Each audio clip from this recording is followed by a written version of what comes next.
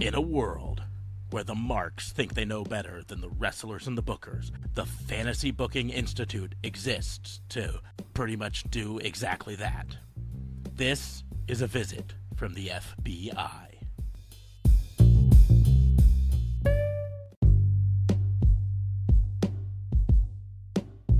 Welcome to another episode of A Visit from the FBI.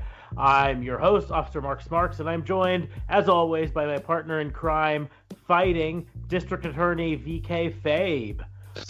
Vincent Kennedy Fabe in the house. For those new around here, I always like to start off with a brief rundown of the layout of this show. Every week, we each present a couple booking scenarios for the others to book. We don't discuss these fantasy booking cases in advance, so our answers are entirely off the cuff and unrehearsed. This week, getting another punch on his frequent guest card as a special guest witness, the host of Real Talk Radio, available on Anchor and many other platforms, Justin LeBlanc. How you doing, Justin? The witness is back, the witness is here, and the witness is ready to dish the dirt. How's it going, guys? Doing pretty good. Can't complain, better than I deserve, for sure. Yeah. Well, I think I went first last week, so we will let DA Fabe go first this week. DA Fabe, what do you got for us?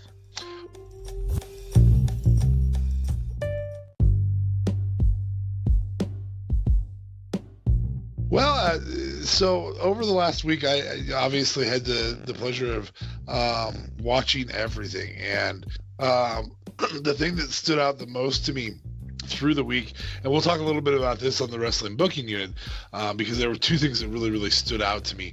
But I want you to fantasy book your dream announce team. Choose one person we're going to do a 3-person team. I know that does not make Officer Smarks happy because he likes the idea of a 2-person team. Indeed. But we're going to do a 3-person team, a face color, a heel color, and a play-by-play. And I want you to go first, Officer Smarks. Okay.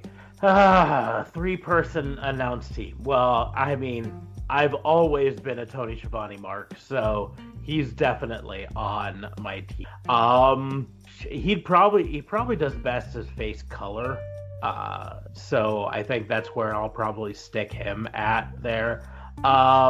Heel color is the tough one because the only person who really jumps to my head is Bobby the Brain Heenan, and he's dead. Just dead. Wow. So rest in peace, Bobby Heenan. Rest in peace. Jesus. He is the best, always has been, and he is the gold standard that I hold every other heel commentator up against, and that's tough. And so, God, it's just so tough. What are you talking about? You got Macho Man in there. He's dead too. We can't do Macho Man. No, and that's the deal. It's like, I that's like true, Macho, but still. I mean, I get it, it's fantasy, but not, undead fantasy. That'd be a bit weird. Yeah. I don't know. It is almost Halloween. Oh, Eric Bischoff did a phenomenal job as commentator, and so maybe I'd give him a shot as heel commentator. I just don't know. Wow. He's been out of the game for so long, and I mean the commentary game, although he's now out of the wrestling game again, so who knows whether that would be, heel commentator. Really? Like, I'm baffled that you're not saying the one person that I think you should say. And I want you to figure it out. I don't want to spoil it. Well, yeah, because you're going to have your chance too here. Exactly. Here, witness. So, yeah.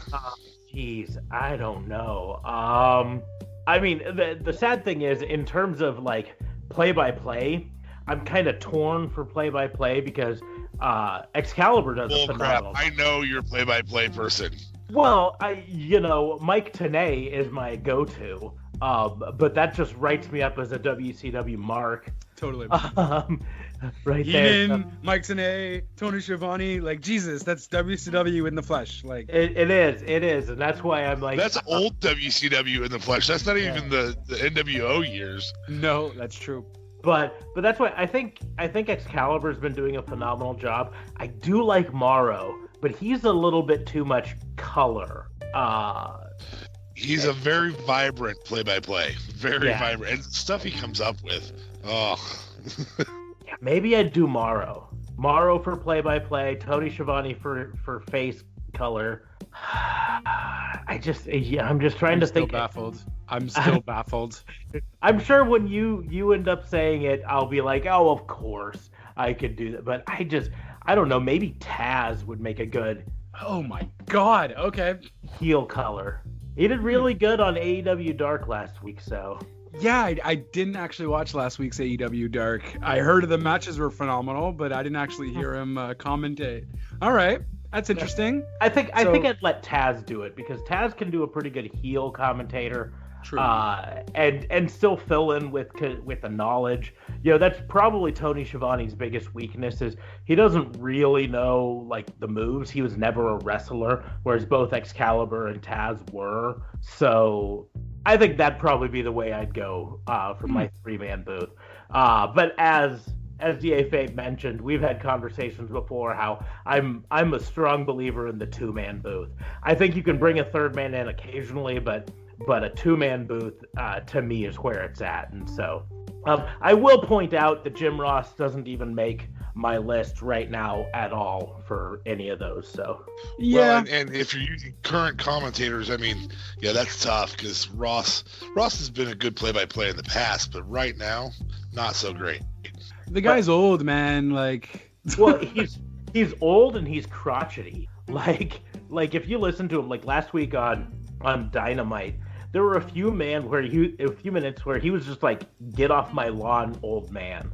You know what I mean? He went off on a tangent during one of the tag matches about how they're not holding on to the tag ropes and, the referee really should disqualify for them. That's not a valid tag. And I'm like, seriously? Just get past it. Well, yeah, but AEW did you hear him go off on Excalibur? No, did you hear him go off on Excalibur? Remind me, because I kind of Excalibur used a larger vocabulary word, and I don't remember exactly what it was, but he was like, really? And he says like flamboyant or that's his word, but a larger word. And suddenly you'll have to rewatch or re-listen. I want to say it was in the second tag match, and he went on the same one that you're complaining about with, where he said, well, they're following the Mexican tag rules, and they're in the U.S. now, and so yeah, I get it. I totally get it there. But yeah, he went off on Excalibur at one point too, and so yeah, I don't think Ross would make mine either. But go on. Sorry, didn't mean to interrupt. No, that's fine. That's fine. I'm just interested to hear Justin's 3-man booth now. Okay, fair enough. So I'm gonna start with the heel because I just want to get it off my chest. Corey Graves, anybody? Like he's up there for me. I was kind of trying to think of chemistry, and I just didn't see him working well with Tony Schiavone and Excalibur. I think. Yeah, I don't know. I think he'd work pretty decent with Excalibur. Excalibur does have a few puns that he could put in. He's more wrestling oriented and so on, but I think they might actually work pretty decently together. I mean, DFA and I have talked before. We are both fans of Corey Graves, so he's not on our list. I just didn't. He's just not on your top 3. That he would be in my top 3 necessarily. Well, and for current, he's by far the best heel commentator right now. Right. But still alive. I'll probably throw another one in the wrench here in a little bit. But Justin, continue. Yeah. So heel would be Corey Graves. Face. So we would count Morrow as a face, correct? I normally would, yeah. Yeah, he's more face or color or play-by-play, yeah. Face or play-by-play, okay. And then honestly, so then we have play-by-play next, right? So it's heel, face, and then the play-by-play. I don't want to say Michael Cole because I'm annoyed by his voice, and a lot of the things that he does say is stupid. So I'm gonna put Excalibur in there too. Okay. Like I said, really enjoy that. Like that list would be phenomenal we talked a little while back on a couple episodes ago, and I don't remember if it was Wrestling Booking Unit or Fantasy Booking Institute, whether or not that we would like to see the pay-per-views at WWE be one solid show or one solid commentation team. And Justin just probably threw together like the perfect WrestleMania team there. Yeah. In my opinion, if AEW was part of WrestleMania for having Excalibur in there. Yeah, that would be pretty interesting. It's just, then again, is it too good? Is, when you mesh all those commentatings together, is it too much of a good team that it's going to lack somewhere? You know what I mean? You don't want too much of a good thing. You want someone, because Corey Graves is going to need someone he can slack on. You know what I mean? Like in the sense of give, rebuttals to and make fun of. And I don't see him doing it too much maybe with Morrow. He could probably do it with Morrow, and Morrow won't say anything, and Excalibur will kind of just make a joke. And it might work. But that's why Corey Graves works so well with Michael Cole. Because Michael Cole kind of has like a little serious like rebuttal back, and it's just funny because he just seems like he's all mad about it, but he still takes it at the end. So they're kind of good together in that regard, and obviously that just comes with experience too, right? Yeah, like I said, I think that's a good team. I just, as much as I like Corey Graves, and I guess maybe some of it is I'm not 100% confident in Corey Graves outside of the WWE sphere, like without Vincent Kennedy McMahon's voice in his ear, or whoever's in Gorilla that particular show, without the script, is he going to be able to go like a Tony Schiavone or a Bobby the Brain Heenan used to? I mean, if you go back and watch any of those old WCWs when Brain was on color, they're just gold, comedy gold. Or when he was in WWF, with Gorilla Monsoon, just absolute gold. Yeah, it's good stuff. I'll agree with that. I really do like Graves right now, though. I think he gives a Lawler without the puppies. I will also point out how Lawler didn't make any of my lists at all. I know, but Lawler was a good heel commentator if you didn't have the pervasive, just the Attitude Era or the puppies. Well, he's not as perverted now, though, right? He's kind of matured. I don't see him like I remember they made some kind of pun on Raw where all the women were in the ring and they were like, Lawler, like, calm down or hold it together, and he said something along the lines of, I got this, I can do it, you know what I mean, but in a more serious voice. So I think you can see the strain on his face of him trying to hold back the entire time. But I've never been a Lawler fan, and that's no secret. I didn't like his shtick back in the Attitude Era, and I don't like it today. And they're really making it hard right now for me to watch Raw, between having Lawler on commentary, having Hulk Hogan, and bringing Jimmy Hart out with him. Oh, God, just kill me. All right, so I suppose I had to answer my own question because we have three of them here.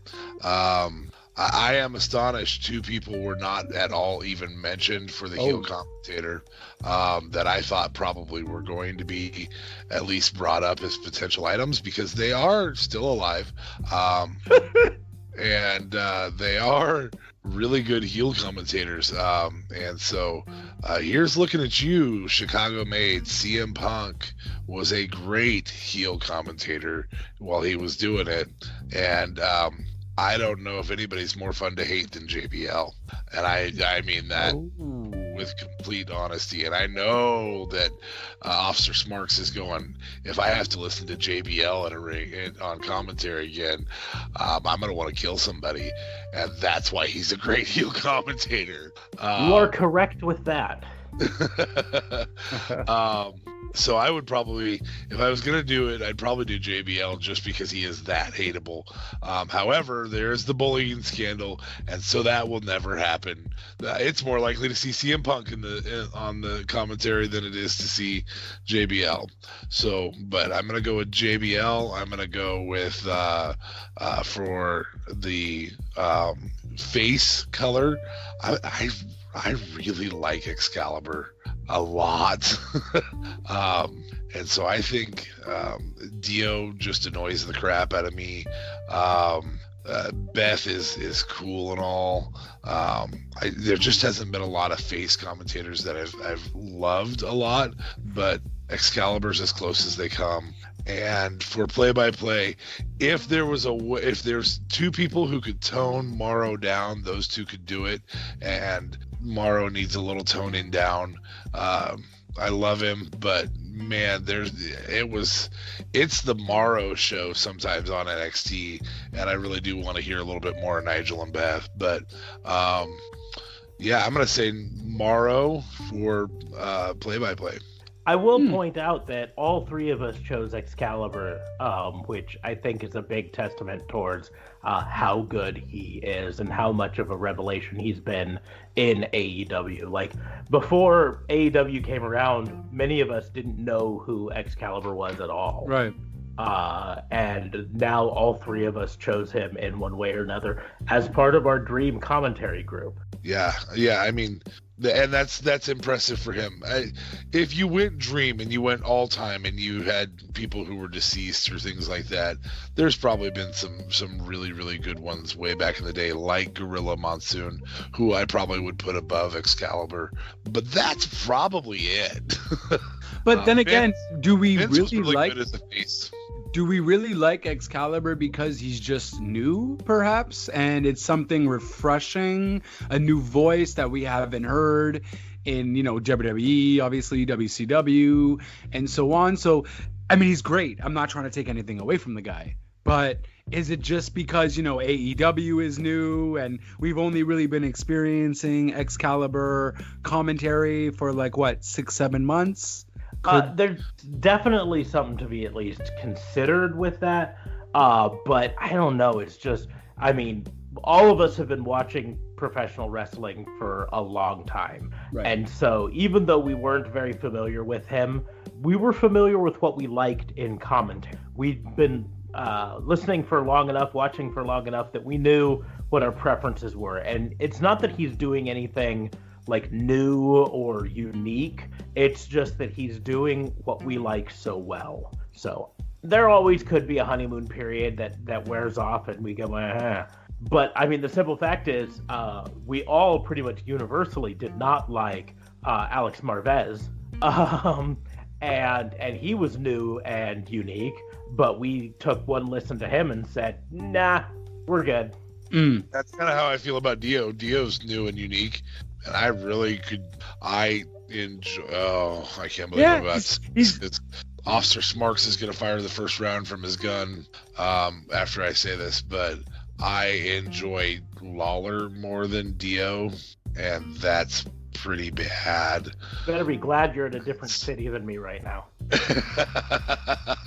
Now, I've got a soft spot for Dio, if only because outside of kayfabe, he actually used to play in the NFL for my favorite football team. Oh, that doesn't count. Stop it. That's so biased. And we're talking about pure commentating here. But I don't know.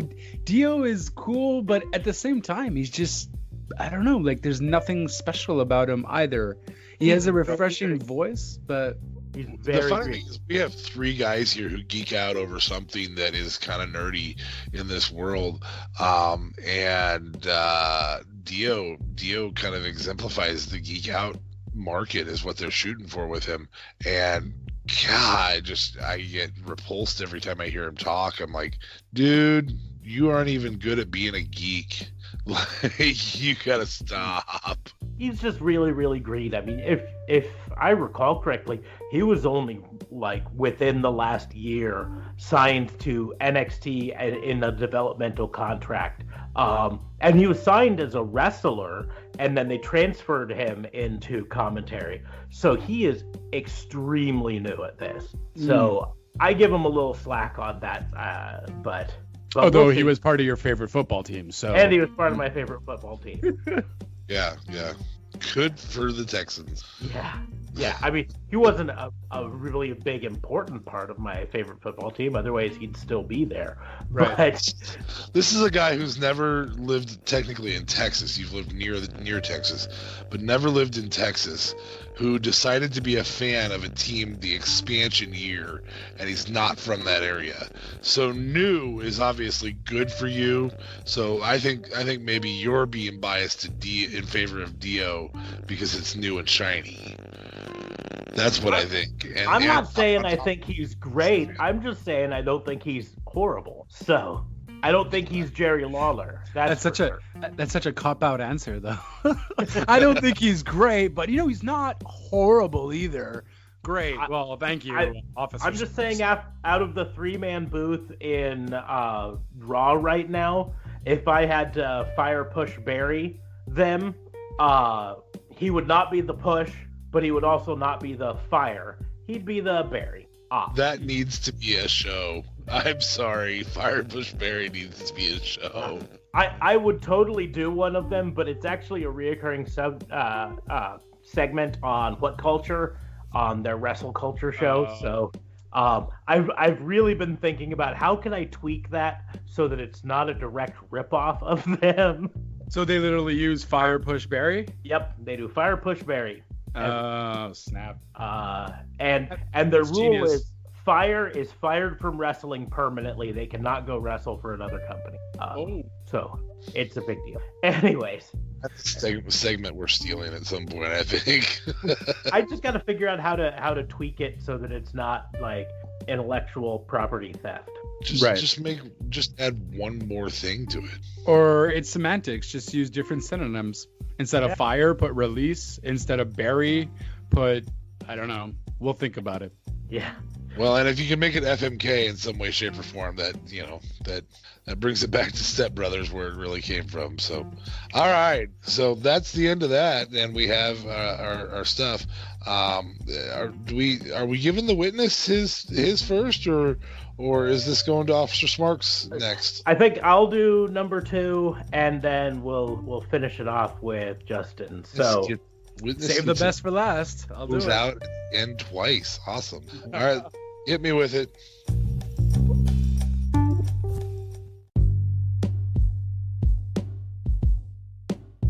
Okay, so continuing the theme we set up last week, talking about factions.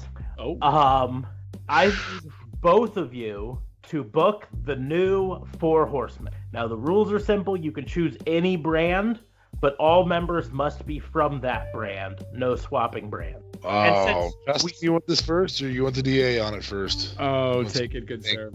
Okay. Oh, wow. Yeah, I thought you said you were being nice. I think this is a super good one. It's good. It's that I want to that when you have the quality of to say 4 Horsemen, that means you have to have enough quality on a brand to fit all of those categories. That's a tough one. That's why I wanted you to take it, DA. So, give me. I think it's there. I think it exists for sure. I think it is which currently brand in the inner circle, frighteningly. But I mean, Jericho's got the mouth for it, easy. Hager, is the size to be whichever one you wanted to call the muscle, or he could also be Arn Anderson's role. God, that's actually really close to the 4 Horsemen right now. That group, they are 5, but that group is really, really close.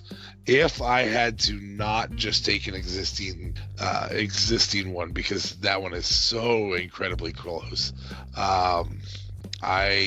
I'm going to try and get out of AEW. There's so many factions in AEW, and I don't want to tear apart the other ones. Speaking of which, we've mentioned that makes it overall better television, and notice the 2 shows with the most factions are the ones everybody likes to talk about right now. I am going to take this over to, let's put it on. I need to look at WWE rosters because I'm trying to stay away from AEW on this, because otherwise I sound like Mark. Bear with me for a second.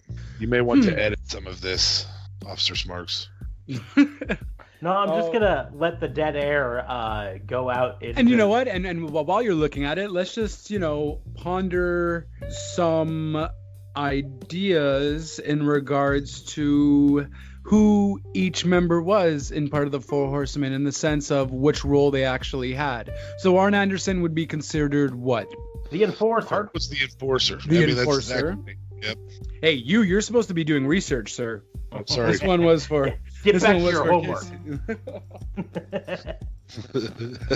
So, Arn Anderson was the enforcer. We have Ric Flair, who was, I guess, the mouthpiece.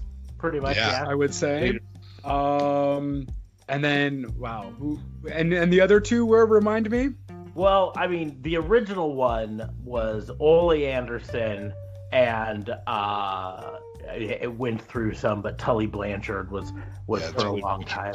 And he was technically the muscle. Yeah. So. But and then they did have a manager with James J. Dillon, but you don't need to worry about their manager because they rarely used in later years. Yeah. But yeah, so you had Ole and Arn Anderson, kind of as I don't know, the enforcer muscles, although Arn was the big one. Ole did a lot of he was kind of the leader, you could almost say. Oh, really? With Ric Flair as the mouthpiece and the Golden Boy, really. I mean, they were always pretty happy for Ric Flair to be the one with the championship, while the rest of them, helped out and kept it going. And then Tully was like the muscle. So, I mean, later on, though, Lex Luger. I don't count Lex Luger being there. And so it was, it was replacing Ole for a while. You eventually had Barry Windham come in. Sting was in it for a short period of time. Chris Benoit later in the end was kind of the big one towards the end, although that also was when they had Mongo in it, and we don't talk about Mongo. Fair enough, yeah. All right, here we go. I am going to go with SmackDown. I'm going to go with The Miz as Ric Flair. I am going to go with Cesaro as the enforcer, Arn Anderson. I am going to go with Dolph Ziggler in the not Ole role, but in the Chris Benoit role. And I'm going to go with Braun Strowman in the Tully Blanchard role. And yeah, I know that's cheating to have him. I feel like that team was amazing until you said Braun Strowman. I feel like that would work perfectly. But then Braun, I'm like, Braun's great and everything, whatever. He's a good wrestler and whatnot, but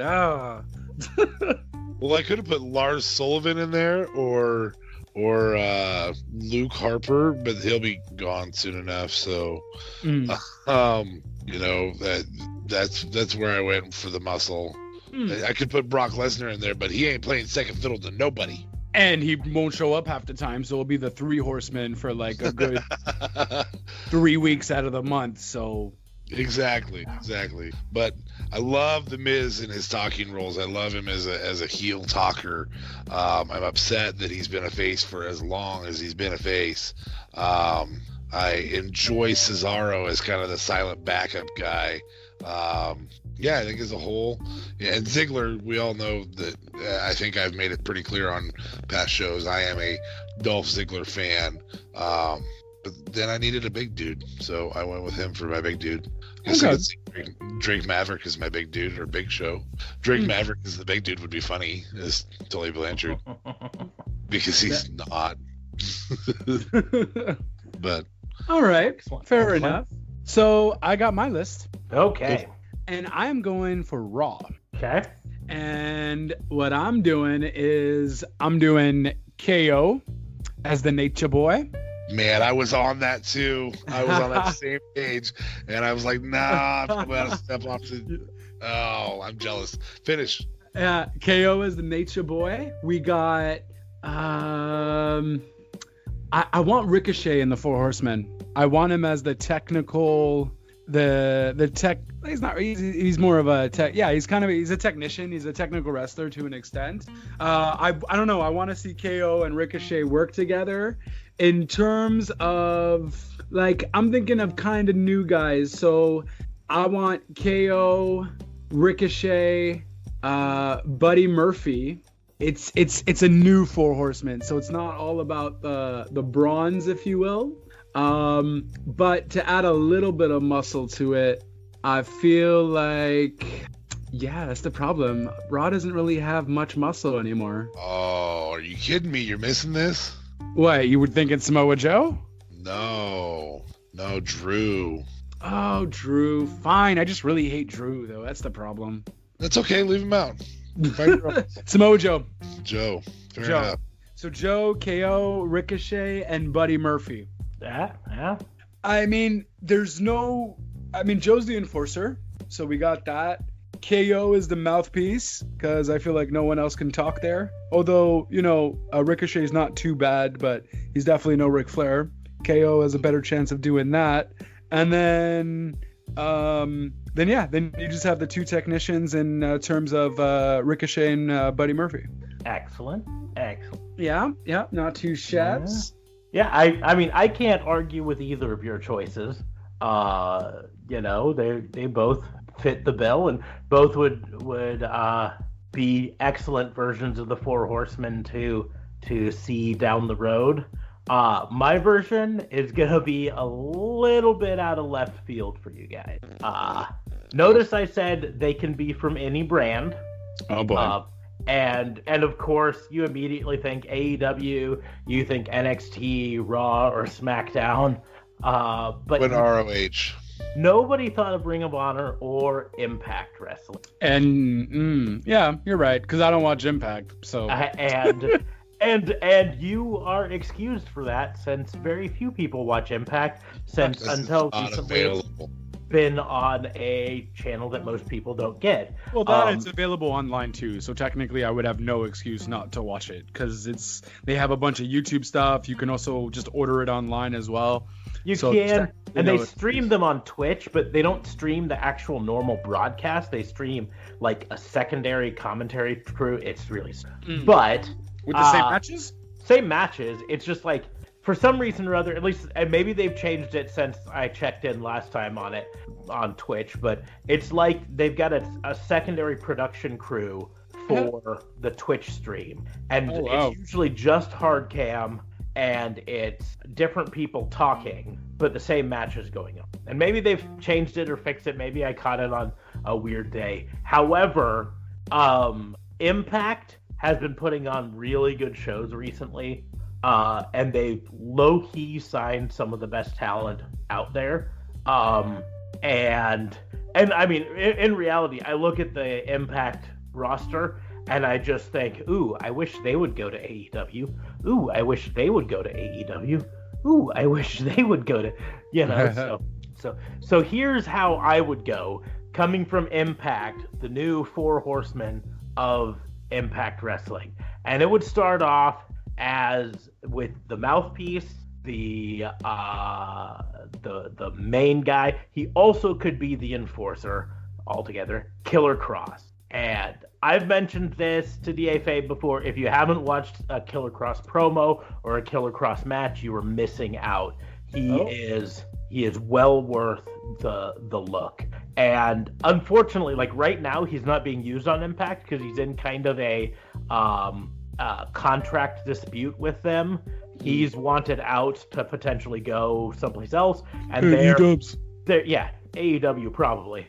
Although I hear WWE has been really approaching him and sending feelers his way as well, and he'd be phenomenal no matter where he goes. I know it's been reported that his girlfriend Scarlett Bordeaux, I always say it wrong, Scarlett Bordeaux, has signed French, damn it. NXT, the Smoke Show, and she is right up Vincent Kennedy McMahon's wheelhouse. So if she does sign with NXT, I imagine we'll see her main roster way sooner than you'd be thinking. But Killer Cross is absolutely phenomenal. He is by far my number one choice. Number two for the Four Horsemen of Impact Wrestling would be Brian Cage. And he's one of those. Good choice. Yeah. I am still surprised that Vincent Kennedy McMahon hasn't like stolen him away from Impact, because VKM probably creams his jeans just seeing pictures of him. I was gonna say he's made an offer. He's too busy masturbating to pay attention to the response. I haven't responded. I'm currently fapping. Hold on. So you've got Killer Cross and Brian Cage. Then in the flamboyant Nature Boy role, recent Impact Wrestling signee, Joey Ryan, which is a little out there, but I just love Joey Ryan. So he would have to be in. Where are you at with your thought processes? Yeah, that's kind of weird. You do realize if you're watching this much Impact that you can pay that close of attention, you have a patrol that you're supposed to do during the daytime, right? Like you forget that there's a job that you have as well as an officer. And then in the final fourth horseman role, filling the Tully Blanchard role, very fittingly, Tessa Blanchard. Come at me, bro. Dude, the four horsemen. Well, no, I don't but that's care. fine. You never said you couldn't pick woman. Sure didn't, and she's about to challenge for the Impact World Heavyweight Championship anyway, so come at me. It's a huge cop-out for picking another Blanchard to be part of the Four Horsemen, though. Like, yeah, I don't know if that was, like, not creative or no, not it was really sure. It was my brilliant plan the entire time. Mwah. Mwah. Mwah. Mwah. Yeah. But that is my... Just seriously all be quiet to listen to you to go, mwah. Mwah. Yeah, you did. To let me do my evil laugh. Mine is an evil laugh. Evil laugh-ish, perhaps. Yeah. So that'd be the way I would go on the Four Horsemen of Impact Wrestling. I think that would be phenomenal. Now, there are other people I could have put instead of Joey Ryan. Like I could have put Sami Callihan. He would have been phenomenal in there. But right now, Sami Callihan is part of his own faction. So I didn't really want to break that up with Ohio versus everyone, OVE. There are other ones, but it just, like, Jake Chris, he's part of OVE. I just didn't see anyone that jumped out at me quite as much as Joey Ryan. And seriously, I can... Is there a pun there? I feel like there's a pun there. I could spend all day watching Joey Ryan give people penis plexus. I bet you can. It's entertaining, but honestly, it just gets stupid after, like, it's just like Orange Cassidy. I know he's great and everything, but he at least does something. Joey Ryan doesn't do much. Orange Cassidy can at least, do a moonsault while he has his hands in his pocket, and he's not always on TV. I feel like Joey Ryan, we see him on Impact like all the time, and it's just always the same penis plexus. Nope. Witness needs to be advised of his Fifth Amendment rights. That you have the right to not incriminate oneself. But so that's how I would go. But I figure that probably puts an end to FBI case number 2. So now we will toss it over to the witness for FBI case number 3. I'm going to break in here really quickly to talk about our sponsor. I know you've heard me mention Anchor.fm before. It's by far the easiest way to make a podcast. Let me explain really quickly. It's free. You don't have to have any experience in advance to do it. There's creation tools that allow you to record and edit your podcast right from your phone or computer. They're going to distribute your podcast for you so it can be heard on Spotify, Apple Podcasts, many other more, Google Podcasts, pretty much any place you can look for a podcast. And you can even make money from your podcast with no minimum listenership. It is everything you need to make a podcast in one place. So what are you waiting for? Go download the free Anchor app on the App Store or go to anchor.fm to get started.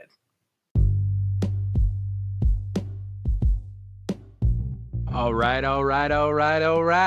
So I've been thinking, if you were to change a character, a wrestler in each brand from going to either whichever they are, if they're face to go heel or heel to go face, which character or wrestler would you do that with in each brand and why? So each brand, I'm just referring to Raw, SmackDown, NXT. We're not doing AE Dubs because AE Dubs is freshly new, but something along the lines of making up a different character together, but they would have to be the opposite of what they are now. And if they're a heel, they would have to become a face. What would you do with them as a face? Technically, it might take too long, so pick a brand and pick a wrestler to do it with to make it easier, because we want deets. We want those dirty deets. Oh, I think I could still do all three brands probably. Okay, fair enough. Rock, paper, scissors, shoot, you win. Go. Okay, I win. So to start off with, the first person that I would flip would be currently on WWE Raw, and this is gonna sound like a cop-out when I say this, but it's Seth Rollins, because he's a heel. Why are you gonna go first? I would have taken that one. Yeah, I agree. He's pretending to be a face right now, but nobody likes him. Nobody. And I'm a Seth Rollins fan, and I cringe every time he comes on the screen now, because he should totally be a heel. But it's going there. You do see that, right? They're hinting at it. They're playing at it. But they missed their opportunity. If they really wanted to do the Hell in a Cell ending that they did, right, the only way to come out of that is to have Seth turn heel. No, you can't yet. You can't, or else they couldn't have done him against Wyatt again. Because if you make Seth heel, why is he facing Wyatt? Unless you join them together, which would have been weird. Nope, because you do a double turn. Because people are already cheering Bray Wyatt anyway. He was the best thing to come along. Everyone loved him. Everyone loved him. They'd sing along with the intro to Firefly Funhouse. They'd post Yowie Wowie on their Facebook page or their Twitter page all the time. He was, even though his character was supposed to be a heel, he was a face. Everyone loved him. So you do a double turn in that. So Bray Wyatt comes out as the face. Seth Rollins is the dirty heel who exploited the rules, exploited everything to win the match and keep the belt.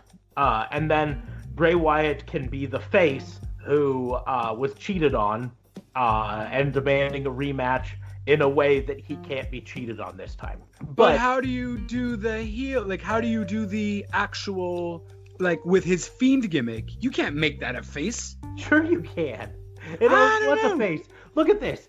If you can make Stone Cold a face, you can make him a face. Yeah, if you can make Stone Cold a face, if you can make Mankind a face, if you can make Kane a face. I'm just saying, not with that mask on. Sure you can. Kane was supposed to be horrible. He was vicious and everyone loved him. And he became the big red machine that people loved. And eventually he started doing comedy bits and stuff. You can totally do it, and they could have. But if you really wanted me to go outside of Seth Rollins, then officially part of the Raw roster is EC3, who's sitting around being a dumb, stupid face right now, which is never what his character should have been in the first place. He's supposed to be the smarmy, rich a-hole. That's what he was down in NXT. That's what he was over in Impact. That's what he should be now. So I gave you 2 from Raw. Fair enough. From Raw, no problem. Thanks for taking at least one of those from me. Yeah, you're welcome. You're the one that wanted him to go first, so Mr. Rock, Paper, Shoot, next time you better win that Rock, Paper, Scissors or shutty. Yeah, I just lost, man. It's not that I won. I wanted him to go first. I mean, it just sucks. Go. Okay, from SmackDown, and if you take this, I'm driving to your town tonight and punching you in the face. I'll see you in 3 hours because it's going to be Roman Reigns, right? Oh, thank God. Oh, no. Okay. You took mine. I was going to be so mad. Go. Oh, I totally thought you were going to go with Reigns. I think Roman Reigns should have been a heel a long time ago. Back when we were booing him, the best time to turn him heel would have been then. And, they could have done the stupid, overused, you turned your back on me fan, so now I'm turning my back on you, like every heel does. But that's fine. You could totally do that. he already has the cocky, full of himself gimmick. Oh yeah, for sure. Um, No problem. He has that as a face. As that as a face. His heel turn would probably be very little changing with his character, except for occasionally cheating to win. Mm. And that's pretty simple. Solid and easy. I like it. Yeah, super easy. And then She for never NXT said that. Didn't she? All right, go on. I'm sorry. But for NXT is the tougher one, because if you would have asked me this exactly a week ago, I would have answered Finn Balor in a heartbeat. But I can't answer that now because he just turned heel, and it's wonderful, and he needs to stay heel at least for a while because it's amazing. So Yeah, I dare say it's glorious. yeah, it's phenomenal. Damn. Walking, talking cliches, huh? What is this? The walking cliche fantasy booking? Jesus. It could be some foreshadowing. I don't know. Oh, fair enough. And the tough thing is, in NXT, there's a little bit more blurred line between face and heel. And I'm not saying it's super blurred, because you do have the heel faction of the Undisputed Era, and you have some faces like Johnny Gargano, but then you've got a lot of people who are like Dominic Dijakovic. Is he a heel or a face? He's kind of heelish, I guess. Is Keith Lee a heel or a face? I don't know. He's kind of in the middle. He's neither heel or face. He's just, biceps. Kushida's a face, I think. I guess. There's so many that you just don't really know. The few that are 100% face or 100% heel, it would be tough to 100% turn one way or another. But like right now, I've mentioned before how big of a fan of Angel Garza I am. Right now, they have him as the white meat babyface, which I know sounds weird when I'm talking about a Hispanic person, but he is totally the white meat babyface, and I would like him to see more of an Eddie Guerrero heel turn out of him. I think that would be phenomenal. Cheat to win, that would be the way I'd go. So that's my three. Okay. That's a good three. Fair enough. NXT, Rhea Ripley. No ifs, ands, or buts. I want her to be heel. I want her to be evil. I want her to be horrible. I want nobody to like her. Good call. And I would love every ounce of it. I want her to be stone cold heel. I want her to be heel who attacks heels. Like that's how much I want her to be heel. Heels and faces. So the one I was itching to say I will hold off till last, and that's SmackDown. On Raw, I have a little more difficulty with this, but I think I take Shinsuke back to sorry, I think I'm getting a little bit of crackle there. I think I take Shinsuke back to a face. Yeah, I don't know what they're doing with Shinsuke right now. They messed up when he first went heel and he did the no speak English thing. That was the route they should have gone with his heel character, and I'm over Sami Zayn. Like, Sami Zayn needs to either wrestle or not. Well, I think he's injured or something. That's why he's not. I know. Like, put him in commentary then. Right. But, like, he's wasted as a representative for Shinsuke. Shinsuke speaks English, Vince. I don't Same think with he Cain does. Velasquez. Shinsuke, we've actually seen interviews where he speaks English. Wow. Same with Cain Velasquez. Both of them do. It's frustrating. So wow. Okay. I want Shinsuke back in face mode, and I'm absolutely okay with that. And then most importantly, and I'm going to take my headset off so I can move it away enough that I can do this, but I think SmackDown needs to be awesome again. Because Miz needs to go back to being a heel so badly it's not even funny. And I'm gonna leave it at that. Yeah, I'd agree. I mean, again, Miz as a face though isn't bad either. He's still awesome. But yes, just definitely called out Miz. Officer Sparks for that being a cop out. That's a cop out.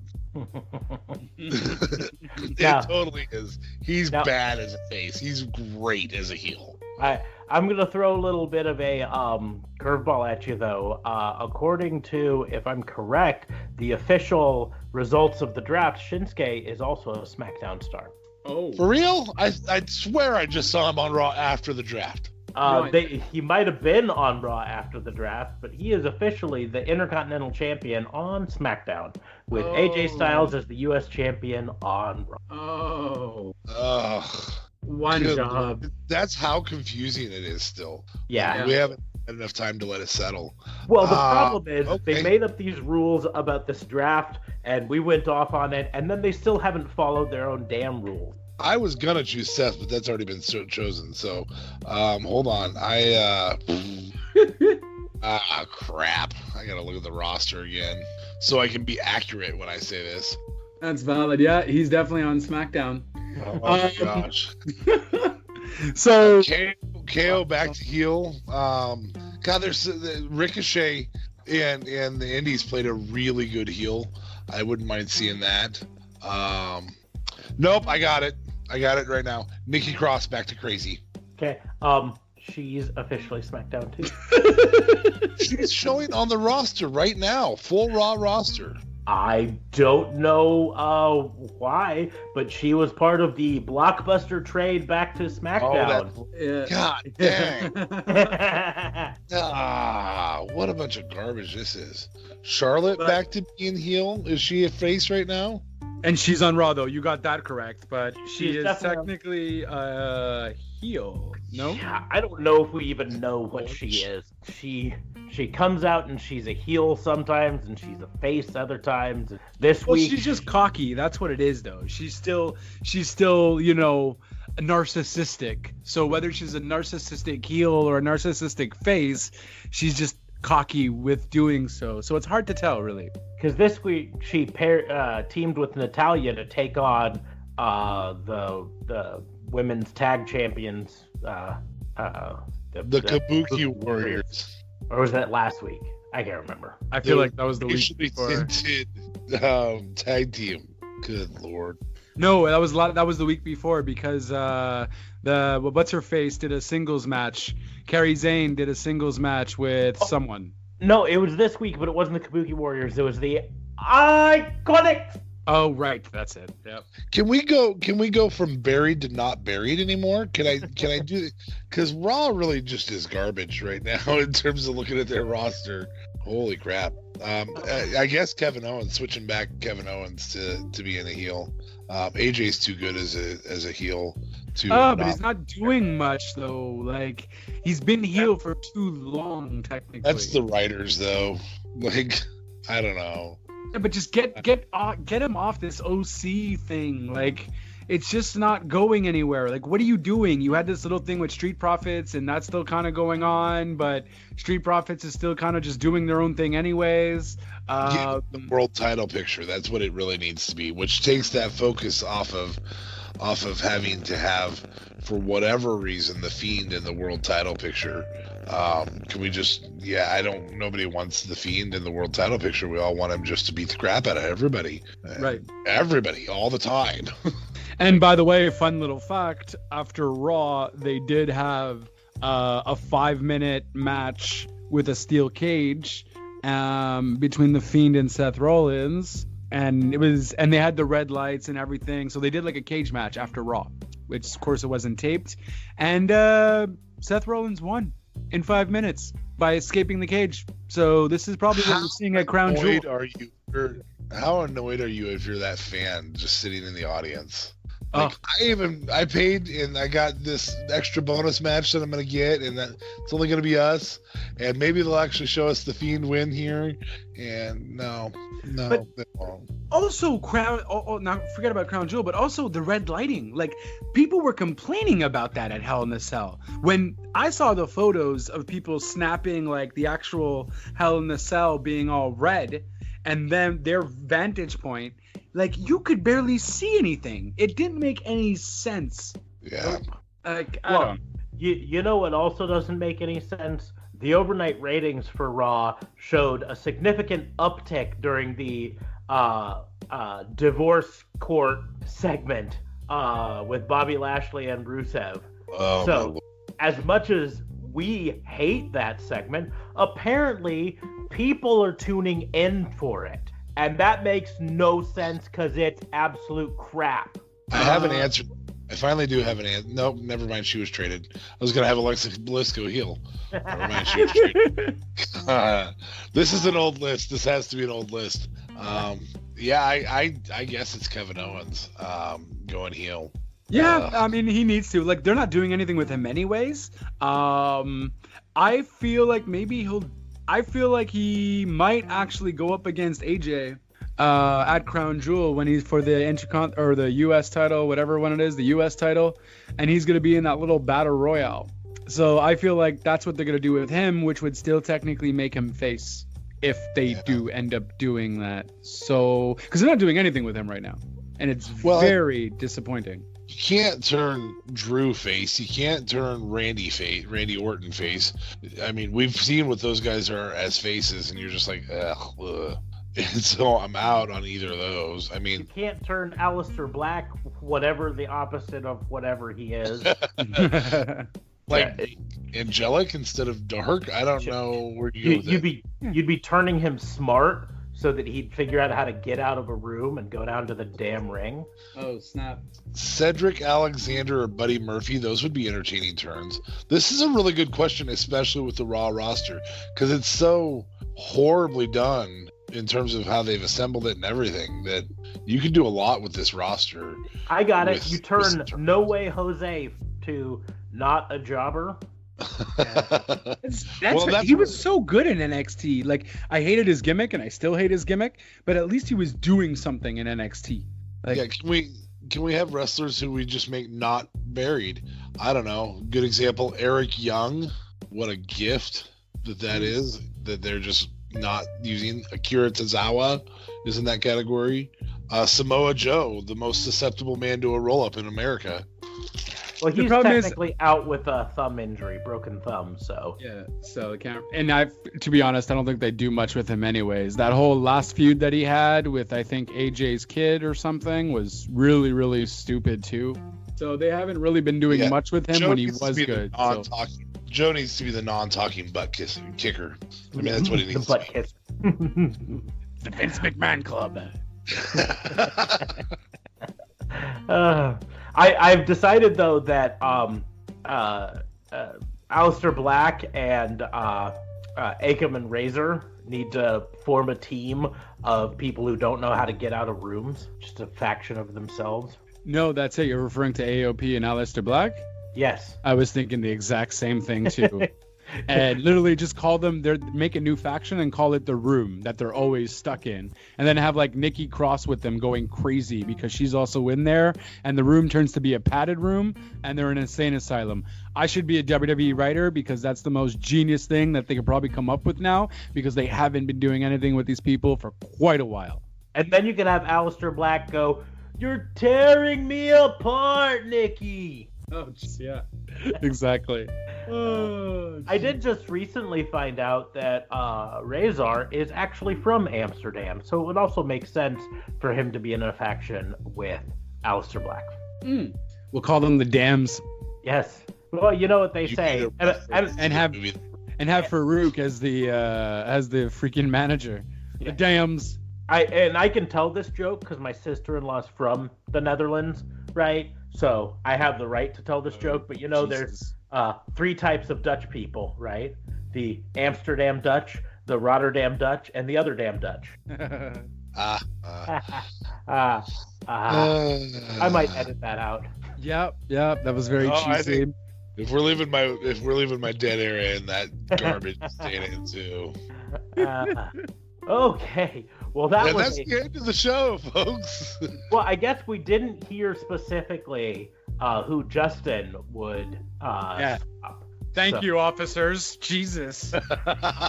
My opinion counts too. Damn. But no, I'm gonna make it short and sweet here. So first of all, I'm going with KO. Make Kevin Owens heel again. Granted, they're not doing anything with him, so they can easily do that.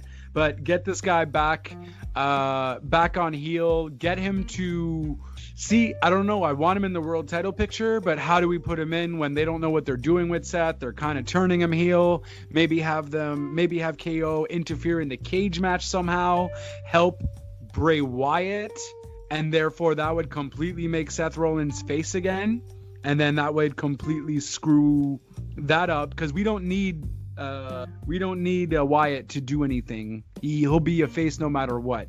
So if KO helps Wyatt, KO will actually get a pop, but then do something vicious, or maybe even do KO Wyatt feud, if you will. I don't know, something like that. But you got to turn KO heel because I don't mind him as face. I like that little thing when he was with the New Day for like a whole week and a half, and then he turned heel. But yeah, he's just better heel. So, you know, the whole Jericho friendship. Officer Smarks and I were live at the show that KO turned his back, just so you know. That was a lot of fun. We were, and we marked out hard. Side note, I was at the SmackDown in Montreal when KO joined the New Day, so. So the week or so before us, because we were there when he turned on the New Day. That's small world. There we go. So that's who I would do for Raw, and honestly, get AJ. AJ is technically heel now, right? Yeah. I guess. But get AJ to, I don't know, do something different. But KO's my heel guy for Raw. For SmackDown, honestly, you gotta get, just because I know they're gonna keep working with him, you gotta get Braun Strowman to be like heel again. I feel like he's a face technically now. No? Even though he's going up against Tyson Fury? I think he needs to be all the way. Whatever he is, he needs to be all the way that. Yeah, that's the problem, is they keep trying to keep him as a tweener, and he doesn't really work as a tweener. He's got to be one way or another, I think. Fair enough. So you know what? Miz, let's turn him officially heel, though. Although I don't mind him as a face, definitely Miz as a heel is so much better. I still remember that smack talk that he did when he went on a crazy rant, and I just miss those Miz days. I miss those days. I see what you did there. I know. Thank you. Good fun. Thank you. NXT, you know, it's hard because everyone is in between. And I feel like there's already too many heels. So I feel like someone from Undisputed Era has to make a jump. You got already Finn Balor, not necessarily in Undisputed Era because he kind of walked away as he piled or DDT Johnny Gargano and just kind of left and wasn't with them in the ring. So he's not with them, but something has to side shift. We already got one extra. We got a face turn heel. We need someone else going face because there's just not that many faces in NXT at the moment. I feel like Keith Lee is your face right now. Who? Keith Lee. He's just so uncharismatic. All right. I don't know. Well, he's not really. You think he's what? Heel? Face. Like, I think he's pure face right now. I think his Titantron makes him face. But then when he comes out, I feel like no one really cares. Like, they're excited, but it's... I don't know. He just has to be more charismatic for us to know what he is. Because he's just there and wrestling, and he's a phenomenal wrestler. It's fine. But, like, I don't know. Yeah. I don't know. And if there's a question about it, then he's not. He's not. I mean, he's not Gargano level face right now, obviously. Right. Definitely not Gargano face. But we need more faces in NXT. We need more superheroes, if you will. Gargano, I feel like, wasn't as big as I always mess around in his name. The guy that just came back that was with our Gargano in the ring, and that's when Finn Balor made his little Ciampa, that's it. Tommaso Ciampa. That's it. You know, like that's Gargano and Tommaso Ciampa are the only real two faces technically that have been put towards that category. Everyone else is kind of in between. Well, I guess you have what's his face? Why am I forgetting everyone's name today? The bro, the original bro, Riddle. So Riddle's face still, I believe. Nothing's changed this past NXT because I didn't watch last week. Yeah, no, he still would be face. See what I mean? But yeah, he's definitely still face. Dream is Face, right? So I know he was heel at one point. He's back at face. So I guess we have a few, but just not any monumental faces to kind of like Finn Balor, genius. Because, well, should I say Prince? Excuse me. The Prince is back. It's no longer just Finn Balor. The Prince is back. Are they actually calling him Prince Devon? No, they're still calling him Finn Balor, although he did specifically say the Prince is back. So yeah, in his post SmackDown interview that he did with Renee and Booker. Right. So hopefully they just call him Prince Devon, get Finn Balor out of there just for now. Like whatever, you could always go back to it. It's WWE trademarked, so that's fine. Yeah, I don't know, but I guess I would just go with one of the maybe do Roderick Strong, turn him face, just so you can kind of have a 3-on-3, if you will. Yeah. With Gargano, Kappa, and Strong versus Undisputed Era with Finn Balor kind of thing. I don't know. There's not many choices in NXT. It's weird.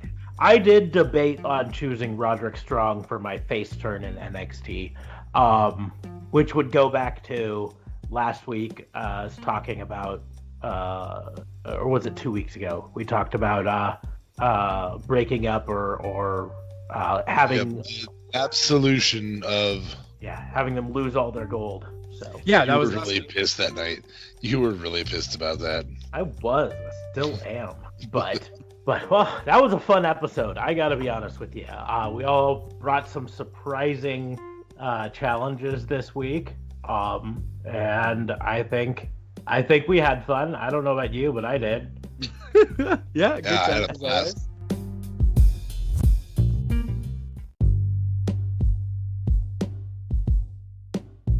But I think that'll probably bring us to a close for this week's visit from the FBI. As always, I invite you guys to follow us on Twitter. I am at Raw and Order WBU. DA Fabe is at DA Vincent K Fabe. Excellent. And Justin, you are? And then I am, just follow my personal Twitter at JLB420. And that's where I am at, or at Real Talk Radio 8 for the podcast. Awesome. Always subscribe to us on the podcast listening platform of choice. We also now have a YouTube channel where we try to upload each of these in video format, if that's your preferred way to do it. So subscribe to us there. Give us a thumbs up. Review us on your podcast listening platform of choice. Give us 5 stars, just like Dave Meltzer gives pretty much any Kenny Omega match. And then we are the Kenny Omega of podcasting. Yeah. And then, of course, we've talked about before, Anchor.fm support. So you can go on there and throw us a little bit of money this way. You can also find Justin's podcast on Anchor.fm and many other podcast platforms. Anyone you prefer, Justin? You know what? At the end of the day, just go to realtalkradio.ca and you will have all of them to choose from Apple to Anchor to Spotify to Stitcher, all that fun little stuff. So just go to the website. It's easy to remember. That's where the talk gets real. And that's pretty much it, buddy. Awesome. Well, we will be back probably later this week, since our regular recording night for the WBU falls on Halloween. We will probably need our chocolate. We gotta, get our candy on first, and then. So we will find a different day to record the WBU. It will be delayed this week, but we will be back later this week with the Wrestling Booking Unit, and then next week again with another visit from the FBI. Case closed.